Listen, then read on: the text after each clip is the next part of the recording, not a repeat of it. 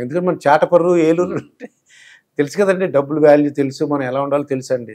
మనం ఇప్పుడు మా ఇల్లు చాటపర్రులో ఇల్లు 90 ఇయర్స్ అయింది.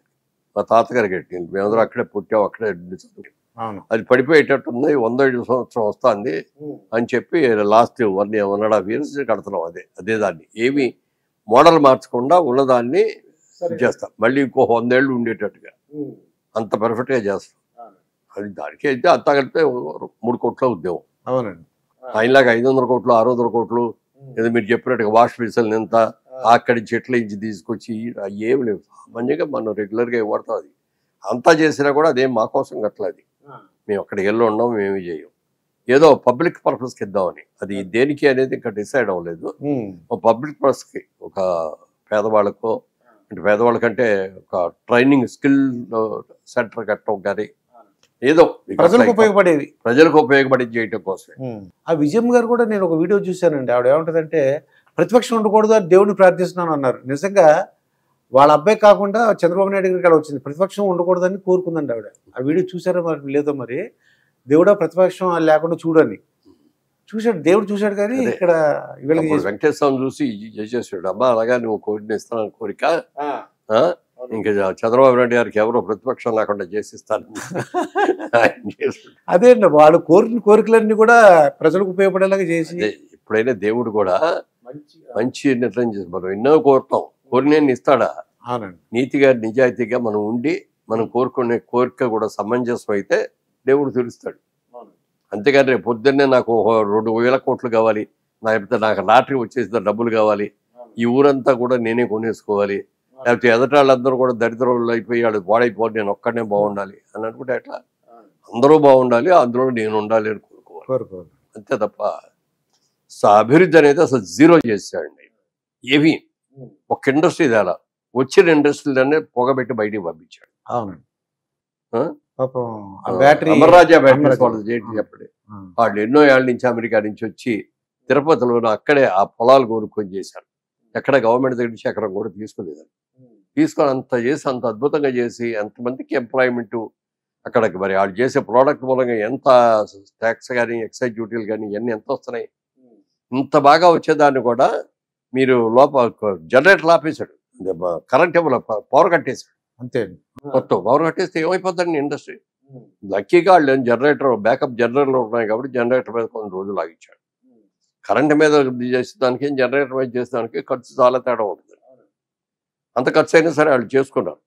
చేసుకున్న తర్వాత ఇక లాభం లేదు ఇది అని చెప్పి ఆయన అప్పటిదాకా ఎంపీగా ఉండి కూడా ఆయన ఓపిక పట్టాడు. చెప్పి ఎలక్షన్ అయిన తర్వాత నేను ఎలక్షన్ కూడా పోటీ చేయను, దీని మూలంగా నా బిజినెస్ కూడా దెబ్బతింటాను, నా ఇండస్ట్రీ దెబ్బతింటుంది అని చెప్పి చేసి ఇప్పుడు తమిళనాడులో ఒకటి కడుతున్నారు, తెలంగాణలో ఒకటి కడుతున్నారు, మహారాష్ట్రలో ఒకటి కడుతున్నారు, ఇంకా ఎక్కడో చూడండి. మన ఏపీలో ఉండాల్సి డిఫరెంట్ ప్లేస్లు పెట్టినా ఎంతో బాగుండేదండి. ఇప్పుడు కూడా అంటే ఓడిపోయిన వాళ్ళందరూ జగన్మోహన్ రెడ్డి గారికి వచ్చి మనం ఎందుకు ఓడిపోయామని అని మాకు తెలియట్లేదండి, మాకు అర్థం అవ్వట్లేదండి, ఏదో జరిగిందని చెప్తున్నారు సార్. ఆయన్ని మాయ చేస్తున్నారు తప్ప సార్ మీరు మమ్మల్ని ఎప్పుడు కలవలేదు, ఎప్పుడు చూసినా తాడేపల్లి ప్యాలెస్లోనే ఉన్నారు అలా చెప్పట్లేదు సార్. వాళ్ళు చెప్పరు. ఆశ్చర్యంగా ఉంది నాకు. అది తిడతాడేమో కొడతాడేమో అని భయం. అంటారా? కొట్టి ఆశ్చర్యపడక్కర్లా. అవునండి, చాలా మందిని కొట్టాడు ఇది. అదే అలా అంటుంటారు, నేను ఎప్పుడు విన్నాను అంతేనండి.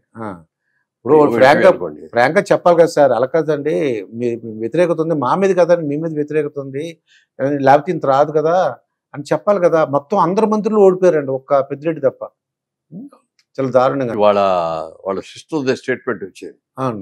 అందరూ వ్యతిరేకించారు ఆయన్ని, ఆయన మూలంగానే నేను ఓడిపోవటానికి కారణం కూడా ఆయనే, నాకు ఓటేస్తే నిజంగా రేపు పొద్దున ఎక్కడ వేసి నేను గెలిస్తే అక్కడ ఉన్న ప్రజలందరినీ కూడా నానా హింసలు పెట్టుండేవారు. దానికి కూడా భయపడి చేయలేదు. ఇక నేను ఎల్వి సుబ్రహ్మణ్యం గారిని ఇంటర్వ్యూ చేశాను సార్. అప్పుడు జగన్మోహన్ రెడ్డి గారు ఎలా ఉంటాయి మిమ్మల్ని ఎలా అడిగినట్టే ఆయన కూడా అడిగారు. అమ్మో ఆయన ఏం చెప్పారంటే ఆయన ఒక డెసిషన్ తీసుకుంటారట. డెసిషన్ తీసుకుని అది ప్రమాదం అని చెప్పారు అనుకోండి. ఈయన ఒక ఆఫీసరు, అన్న అది అయిపోయింది నెక్స్ట్ చెప్పు, నీకేమని చెప్పు, ఆ డెసిషన్ అయిపోయింది, ప్రమాదం అని చెప్తున్నా అంటే నేను చూసుకుంటాను వచ్చినప్పుడు, ముందు చెప్పు నెక్స్ట్ టైం చెప్పు అని అంటారండి. అది నాకు ఎల్వి సుబ్రహ్మణ్యం గారు చెప్పారు అన్నమాట. ఒక్కొక్కళ్ళకి ఒక తీరు ఉంటుంది. కానీ చాలామంది ఏంటంటే విజ్ఞులైనటువంటి నాయకులు వినదగు నవ్వరు చెప్పిన. అదే పూర్వపర నిర్ణయం ఎప్పుడు ఎన్నికైన ప్రభుత్వం అందే. ఎన్టీ రామారావు గారు ఎప్పుడు చెప్పేవారు, మీరేం చెప్పాలో మీరు చెప్పండి, కానీ చివరికి కానీ బాధ్యత మాది. ప్రజలు మమ్మల్ని ఎన్నుకున్నారు, నిర్ణయం మేము చేస్తాం. మరి ఎన్టీ రామారావు గారు అధర్మం ఎప్పుడు చేయరు. కాబట్టి ఏం చేసినా చట్టబద్ధంగా ధర్మంగా చేస్తాం. ఒకసారి చేశాక నిర్ణయం జరిగాక గోతులు తవ్వబోకండి, ఇక దాన్ని అమలు చేసే బాధ్యత మీద. అది ఎప్పుడు ఆయన సిద్ధాంతం. అలాగే అధికారులు ఎవరన్నా సార్ రాజకీయంగా కొంచెం ఇబ్బంది ఉంటుందంటే, రాజకీయం మీకెందుకు, రాజకీయం మేము చూసుకుంటాం, ప్రజలకు మంచిదంటే చెప్పండి. మీరు అనవసరం రాజకీయాలు మాట్లాడబోకండి. అంత ధైర్యం ఉండేది. మామూలుగా రాజకీయంలో ఉన్న వాళ్ళు కూడా స్వామి భక్తి ఎక్కువ చూపెట్టేసి రాజభక్తి చూపెట్టి పొలిటికల్గా ఇబ్బంది అవుతుంది సార్ అని చెప్తారు. అని ఎప్పుడు చెప్పాడు, పొలిటికల్ మీకెందుకు అసలు, ప్రజలకు మంచిదే కదా, రాష్ట్రానికి మంచిదే కదా, దేశానికి మంచిదే కదా, మీ బాధ్యత అది, రాజకీయం చూసుకున్న బాధ్యత అదని చెప్పాను. ఆయన చాలా ధీశాలి. ఎల్వి సుబ్రహ్మణ్యం గారు చెప్పిన విషయం ఏంటంటే, ఈ జగన్మోహన్ రెడ్డి గారి గురించి ఇలా చెప్పారు, ఇంకా టాపిక్ అయిపోయింది, ఇంకో టాపిక్ చెప్పాడారట. చంద్రబాబు నాయుడు గారు ఇంకా చెప్పు ఇంకేమైనా అడిగారట ఆయన అని చెప్పారు. ఇంకా రీసెంట్ ఎలక్షన్స్ ఆంధ్రప్రదేశ్లో చూసాం సార్.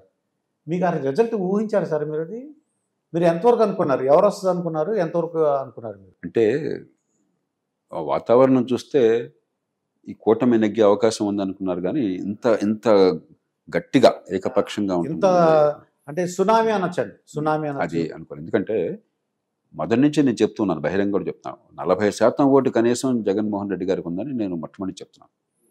నా దృష్టిలో ఆంధ్రప్రదేశ్లో 2024 ఎన్నిక, నేను 3-4 ఏళ్ళ నుంచి చెప్తాను అన్నమాట, ఒక నిర్ణయాత్మకమైన ఎన్నిక. దీని ఏదో కమ్మారెడ్డి మధ్య ఎన్నిక, జగన్మోహన్ రెడ్డి గారు చంద్రబాబు నాయుడు గారి మధ్య ఎన్నిక, లేకపోతే వైకాపా టీడీపీ మధ్య ఎన్నిక, ఇది మామూలుగా మాట్లాడతాం కాదు. 2 మౌలికమైన వాదాల మధ్య ఎన్నిక ఇది. అక్కడ రాజశేఖర రెడ్డి గారు ఏం చేశారంటే, సంక్షేమాన్ని చాలా బలంగా అందించారు, అభివృద్ధిని చాలా గట్టిగా ప్రోత్సహించారు, రెంటిని సమన్వయం చేశారు. ఆంధ్రప్రదేశ్లో గత 5 ఏళ్లుగా జరిగింది ఏంటంటే, పన్నుల డబ్బంతా కూడా మేము ఖర్చు పెడతాము, మామూలు ఖర్చు ఉంటుంది, జీతభత్యాలు మనం పోషించుకుంటాం, కొంత దుబారా అవుతుంది, కొంత కైంకర్యం అవుతుంది. మరి ఇన్ని కోట్లు ఖర్చు పెడితే కైంకర్యం కావాలి కదా, వీళ్ళంతా దేశమాత కోసం ఆస్తులు అమ్ముకోవట్లేదు కదా. మిగతా డబ్బంతా కూడా మేము చాలా గట్టిగా కంప్యూటర్లో పెట్టి బటన్ నొక్కి మీకు అందజేస్తాను, నిజాయితీగా అందిస్తాను, అదే పరిపాలన, ఇంకేం అక్కర్లేదు, సంక్షేమమే పరిపాలన. ఇది ఒక వాదన. నిన్న మొన్న ఎన్నిక ఫలితాలు వచ్చిన తర్వాత కూడా నేను క్లుప్తంగా ఇక్కడ చూశాను, 2,70,000 కోట్లు నిజాయితీగా పెంచాను. 2,70,000 కోట్ల రూపాయలు నిజాయితీగా పెంచిన మాట వాస్తవమే. కానీ అదే సమయంలో దాదాపు 11 లక్షల కోట్ల రూపాయలు ప్రభుత్వం ఖర్చు పెట్టింది ఈ 5 ఏళ్లలో. దాంతో ప్రజలకు కావాల్సిన ఉమ్మడి సేవలు అందలా. ప్రభుత్వాన్ని ప్రజలు ఎన్నుకున్నది ఉమ్మడి సేవలు అందించడం కోసం, సొంతంగా చేసుకోలేనటువంటివి. ప్రభుత్వాన్ని ప్రజలు ఎన్నుకుంది పెట్టుబడులను ప్రోత్సహించడం కోసం, ఆర్థిక వ్యవస్థను పెంచడం కోసం. అంటే జగన్మోహన్ రెడ్డి గారికి ఒక డౌట్ ఉందండి, అదేంటంటే, మీరన్న 2,70,000 కోట్లు నేను పెంచాను, అవ్వా తాతల ప్రేమ ఏమయ్యిందో అర్థం కావట్లేదు. కాబట్టి అంటే ఇదేదో వాళ్ళు ప్రేమించాలి నన్ను, ఇవాళ ధనాదిగా 1000 సంవత్సరాల నుంచి ప్రభుత్వం ఎందుకు ఏర్పాటు చేసుకున్నాం మనం? మన సొంత విషయాలు మన ప్రైవేటు. ఇప్పుడు మీరున్నారు, స్కూల్ పెట్టాలా వద్దా మీ ఇష్టం, అది. లేకపోతే ఈ ఉద్యోగం చేయాలా ఆ ఉద్యోగం చేయాలా, పిల్లలు ఇది చదువుకోవాలా అది చదువుకోవాలా, ఏ ఇంట్లో ఉండాలి, ఉన్న డబ్బు ఎలా ఖర్చు పెట్టాలి, ఎలాంటి బట్టలు వేసుకోవాలి, ఎవరిని పెళ్లి చేసుకోవాలి, ఎవరిని ప్రేమించాలి, ఏ ఊరు వెళ్ళాలి, ఏ ఇంట్లో నివాసం ఉండాలి, ఇవన్నీ మీ ప్రైవేట్ వ్యవహారాలు. దానికి ఎవరికి జోక్యం ఉండదు. కానీ కొన్ని మీకు అవసరమైనవి మీరు సొంతంగా చేసుకోలేని ఉన్నాయి. రోడ్డు బాగుందా లేదా, రోడ్డు బాగోపోతే జీవితం నరకం. ట్రాఫిక్ బాగుందా లేదా, మంచినీళ్ళు ఇంటికి అందుతున్నా లేదా, మంచినీళ్ళు డబ్బులు మనం కడతాం, కానీ మంచినీళ్ళు అందరూ మన చేతిలో సొంతంగా చేయలేం కదా. మంచినీళ్ళు మురుగునీళ్ళు కలిసాయి అనుకోండి, మీరేం చేయలేరు కదా, మీ ఇంట్లో ప్రత్యేకంగా ఏర్పాటు చేయలేరు కదా, కష్టం కదా. లేకపోతే వర్షం వస్తే వరదలు రాకుండా ఉండాలా, మీ ఇంట్లో ఆపుతారు దాన్ని, అవుతుంది. లేకపోతే మనకి రోడ్డు మీద నేరాలు జరగకూడదు, నేరం జరిగితే శిక్ష పడాలి, తగాదా వస్తే పరిష్కారం జరగాలి, తన్నుకోకుండా చంపుకోకుండా గోండాల పాలన పడకుండా. గవర్నమెంట్ ఆఫీస్కి వెళ్తే మనకి హక్కుగా సేవలు అందాలి, పిల్లల స్కూల్కి వెళ్తే మంచి విద్య అందాలి, మంచి ఆరోగ్యం అందాలి. ఇవన్నీ సొంతంగా చేసుకునే పనులు కాదు, కానీ ఇవి సరిగ్గా జరగకపోతే మన జీవితం నరకం. ఉమ్మడి సేవలు, ప్రభుత్వాన్ని ఏర్పాటు చేసుకున్నది ఉమ్మడి సేవల కోసం, పన్నులు కట్టేది అందుకోసం, అంతేగాని డబ్బు పందారం చేయడం కోసం. ప్రభుత్వం ఒక్కలా గుమస్తాన్ని పెడితే, ఒక ఏటీఎం మెషిన్ని పెడితే, ఒక కంప్యూటర్ పెడితే పని అయిపోయింది, డబ్బులు వెళ్ళిపోతాయి. దానికి ఇవన్నీ ఎందుకు అసలు, ఈ గొడవ అంతా ఎందుకు? ప్రభుత్వాన్ని పెట్టుకున్నది ఉమ్మడి సేవల కోసం.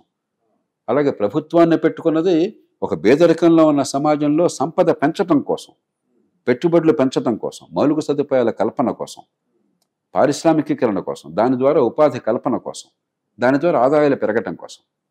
అది పూర్తిగా మర్చిపోయి పంపిణీయే పరిపాలన అన్నారు. రెండో పక్కన సంక్షేమం అవసరం, సంక్షేమోద్దని ఎవరు అంటలా. ఎన్టీ రామారావు కాలం నుంచి సంక్షేమం బలంగా ఉంది మన రాష్ట్రంలో. రాజశేఖర రెడ్డి గారు చేశారు, చంద్రబాబు నాయుడు గారు చేశారు, జగన్మోహన్ రెడ్డి గారు చేశారు. కానీ సంక్షేమమే పరిపాలన కాదు, సంక్షేమంతో పాటు అభివృద్ధి సమతూకం కావాలి. ఈ రెంటికి మధ్య బౌలికంగా జరిగింది. కానీ అదొక్కటే అయినట్టయితే తీర్పు ఇంత గట్టిగా ఉండేది కాదు. మీరు ఎంత అనుకున్నారు? దాంతోపాటు ఏమైందంటే మామూలుగా మన దేశంలో చట్టబద్ధ పాలన లేదు, బడితున్నాడుదే బర్రె. అధికారంలో ఉన్నవాడంతా వాడి ఇష్టం. మనందరికీ ఏ పార్టీ ఉన్నా కూడా మనం చూస్తున్నాం. అక్కడ ఎమ్మెల్యే గారి హుకుం జరుగుతుంది, అధికారంలో ఉన్నవాడు హుకుం జరుగుతుంది, రకరకాలుగా చాలా తప్పులు ఉన్నాయి. కానీ దానిలో కూడా కొంత పరిమితి ఉంటుంది. ఇక్కడ పూర్తిగా అడ్డు ఆపు లేకుండా పోయింది.